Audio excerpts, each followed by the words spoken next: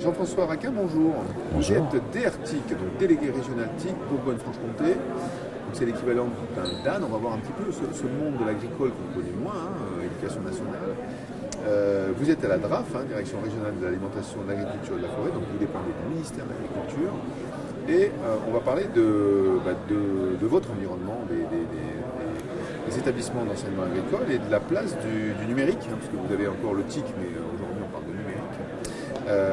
Est-ce que vous pouvez nous expliquer un petit peu comment vous fonctionnez par rapport à une organisation territoriale, direction numérique éducative, avec les DAN, les recteurs? Comment ça fonctionne un peu à la DRAF, au ministère de l'Agriculture? Alors au ministère de l'Agriculture, donc on a la direction régionale de l'agriculture qui est l'équivalent de l'académie. Le directeur régional est le recteur vert. Et donc à l'intérieur de la DRAF, il y a un service spécialisé qui s'appelle le SRD, Service régional du développement. Bon voilà, j'ai un trou de mémoire. Donc vous avez fusionné, puisque la grande région maintenant, donc il y a un seul service. C'est ça. Vous avez fusionné bien avant ce qui se passe en ce moment du côté éducation nationale. Votre rôle, c'est de suivre, d'impulser une politique. Est-ce qu'il y a une politique au niveau national, comme par exemple M. Blanquer a annoncé un plan du numérique? Est-ce qu'on a ça aussi Tout à fait. Tout à fait. Il y a un plan du numérique éducatif qui a été mis en place au niveau du ministère, donc de la Direction générale de l'enseignement et de la recherche. Et un de nos rôles, c'est en effet d'impulser dans les établissements la mise en œuvre de ce plan numérique éducatif. Mais parallèlement, on travaille également aussi avec les collectivités pour mettre en place un petit peu ce qui est proposé au niveau de l'ensemble des établissements, éducation nationale et agriculture. Donc on essaye de s'intégrer dans le schéma régional du numérique éducatif. Alors, effectivement, il semblerait que vos établissements sont en prise directe avec les problématiques d'emploi et d'industrie présentes sur le territoire. Bien, donc votre visite du salon va se poursuivre. Régionale, quelque Si vous part. voulez Est-ce bien qu'on vous peut préciser réunir un peu un des grands Bourgogne-Franche-Comté, quels sont le secteur agricole et agro-industriel qui est prédominant en dehors du vin qu'on connaît? Alors, l'enseignement agricole, comme je le disais, ne se limite pas à l'agriculture. En fait, dans l'enseignement agricole, la partie production ne représente que 30% des effectifs. Pour nous, alors les dominantes, c'est plutôt en effet la partie viticole, mais qui représente en fait que 3 lycées parmi nos 22 établissements publics. On a bien sûr la partie production animale, production végétale. Et par contre, on a aussi plusieurs autres spécialités du type service aux personnes, service à animation des territoires. Enfin donc parmi les missions qui sont déléguées à l'enseignement agricole, il y a l'animation des territoires. Côté rural en fait. Voilà, l'animation. Et donc vous travaillez un peu plus avec les régions que pourrait le faire une académie. C'est vraiment en prise directe, il y a plus de collaboration avec les problématiques régionales. C'est ce que vous me disiez au préalable. Oui, alors c'est vrai qu'on essaye d'aller du côté de ce que nous travaillons avec les collectivités territoriales, avec les régions, oui, tout à fait. Alors, il y a un projet de ENT régional qui est dans les tuyaux, on va prendre un exemple. Tout à fait, bien sûr. Oui. Vous allez faire partie avec vos établissements partie prenante, puisque vous êtes géré aussi par les régions, sur cet espace numérique. Quel est votre rôle en tant que DRTIC pour donner un petit peu Bien, donc on vous remercie l'intérêt du secteur agricole pour certains d'entre vous, on aura dans la démarche par exemple, si on prend l'ENT, dans la démarche de l'ENT, en fait, nous sommes associés dès l'écriture du cahier des charges pour en fait donner les spécificités de l'enseignement agricole, pour que les spécificités de l'enseignement agricole soient bien intégrées dans le futur ENT.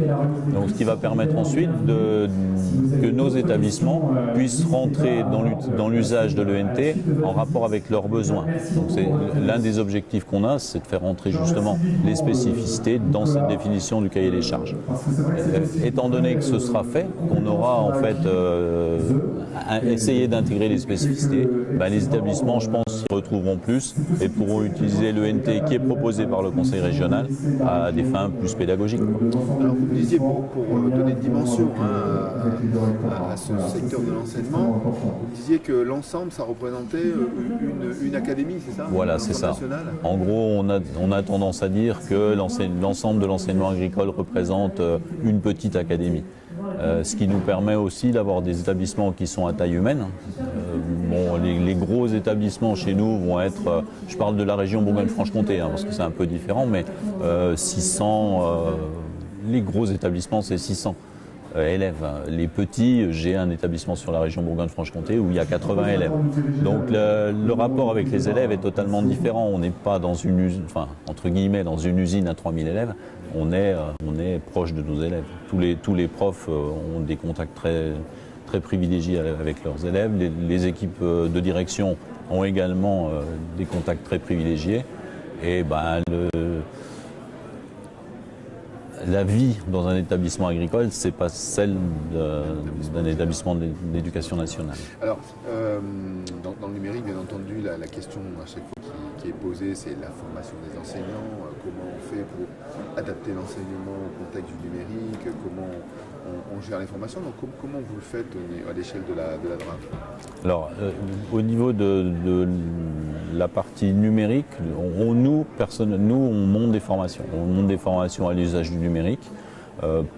Pour le moment, on est sur une piste autour de la formation, d'utilisation de plateformes de formation. On a des thématiques autour de Moodle, puisque c'est la plateforme la plus utilisée en ce moment. On avait une plateforme de formation strictement enseignement agricole qui s'appelait Formagri, mais cette plateforme de formation a été arrêtée par le national. Donc on a une offre de plateforme du type Moodle. Et donc l'objectif qu'on a en ce moment, c'est d'essayer de faire basculer nos enseignants sur cette nouvelle plateforme. Vous parlez de vous, quand vous dites c'est la région, d'accord? C'est la DRAF, c'est le SRFD. C'est autonome par rapport au national. Voilà, c'est plutôt par région qu'on va gérer ce tissu. Pour faire un état des lieux, si on peut faire un comparatif, si vous l'avez analysé, on en est où au niveau des usages du numérique? C'est poussé, parce qu'on sait que dans tout ce qui est agricole, il n'y a pas que l'agriculture, vous le disiez, mais le numérique est assez important dans ces métiers-là. Bien sûr. Est-ce que c'est en avance, c'est pareil, on est sur le même niveau de développement des usages? C'est difficile de comparer parce que mais ce que je peux vous dire, c'est que dans l'enseignement agricole, depuis très longtemps, il y a une chaire de professeur technologie informatique et multimédia. L'informatique, le numérique est dans les programmes depuis très longtemps. Et donc on a cette chaire justement de professeur team. Dans la fiche de poste d'un professeur team, il y a une partie face-à-face élève classique, mais il y a aussi une partie de leur fiche de poste qui est le développement autour des TIS. Donc ces profs team ont dans leur rôle de faire aller leurs collègues vers l'usage du numérique. On n'est pas plus développer la FOAD, puisque qui dit agricole dit souvent rural, donc éloigné, donc formation à distance, c'est plus adapté peut-être? Alors en effet, dans la région, alors ex-Bourgogne plutôt, on a mis en place depuis les années 2006-2007 un gros sujet autour de la FOAD, principalement à destination des publics de la formation professionnelle continue. Sur la FOAD, avec développement de parcours, développement de ressources et tout un travail qui s'est fait régionalement en réseau entre les différents CFPPA qui sont utilisateurs, avec une réussite mitigée en fonction des centres. Mais pour certains centres, ça a été vraiment très très intéressant. Ils ont vraiment fait des choses très intéressantes. Et on a certains centres qui ont des publics qui sont pratiquement à 100% FOAD, qui viennent d'autres régions par rapport aux spécificités qui sont proposées dans les CFPPA. Alors, dernière question, on est à l'Université numérique d'Automne. Vous êtes ici en face de moi, donc quelle est votre place au milieu de tout ce dispositif dans cette journée? Est-ce que vous faites venir des enseignants aussi, des lycées agricoles, ils participent à des ateliers? Vous produisez des ateliers vous-même? Oui, tout à fait. Depuis le début de l'Université numérique d'Automne, je ne sais pas pourquoi je le mets au pluriel depuis tout le temps, on participe avec nos collègues de Canopée. Et depuis le début, j'ai des collègues qui interviennent pour présenter des ateliers. Et on essaye de faire venir notre public, les enseignants de l'enseignement agricole. Là, je pense qu'on est à Je pense qu'il y a au moins 100 formateurs et enseignants présents aujourd'hui de l'enseignement agricole. Donc pareil, au niveau des rectorats, il y a des ordres de mission qui ont été envoyés. Alors c'est pas par le rectorat, mais c'est par chez nous. Par le même processus. Voilà, c'est ça. C'est-à-dire qu'on a lancé une invitation et alors c'est bon après voilà, on essaie de gérer tout ça, mais c'est dans le plan entre guillemets dans le plan de formation des L'équivalent de voilà. Et on a en effet depuis le début une vraie collaboration avec les collègues de Canopé. Et depuis le début, on a des ateliers qui sont présentés par nos collègues de l'enseignement agricole. Canopé intervient dans les établissements ou pas? Alors Canopé intervient dans les établissements, mais ce sont des relations contractuelles entre l'établissement et Canopé. Voilà, puisque en fait, nous ne faisons pas partie de Canopé, mais par contre, on a de très bonnes relations avec. Entendu.